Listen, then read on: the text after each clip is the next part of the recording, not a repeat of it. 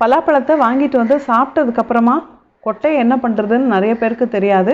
கொட்டையில் கூட சூப்பரான ரெசிபிஸ் பண்ணலாங்க. அவ்வளோ டேஸ்ட்டாக இருக்கும். கிராமப்புறத்தில் இருக்கிறவங்களுக்கெல்லாம் நல்லாவே தெரியும் பலாக்கொட்டையை எவ்வளோ ரெசிபிஸ் பண்ணி சாப்பிட்லாம் அப்படிங்கிறது. சாதாரணமாக இந்த பலாக்கொட்டையை சும்மா உப்பு போட்டு அவிச்சு அதை சாப்பிட்டாலே ரொம்ப டேஸ்ட்டாக இருக்கும். இல்லை இந்த பலாக்கொட்டையை நெருப்பில் சுட்டு கூட சாப்பிடுவாங்க, அதுவும் ரொம்ப டேஸ்ட்டாக இருக்கும்.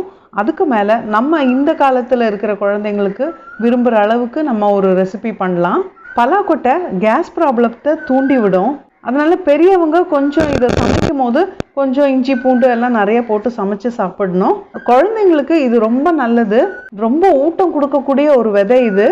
இந்த பலாக்கொட்டையை காய வச்சு அதை மாவை அரைச்சி குழந்தைங்களுக்கு வந்து கஞ்சி காய்ச்சி கொடுத்தா ரொம்ப நல்லது. பலாக்கொட்டையை சமைக்கும் போது முக்கியமாக இஞ்சி பூண்டு சேர்த்து சமைக்கணுங்க, அதுதான் ரொம்ப முக்கியம். வாங்க இன்னைக்கு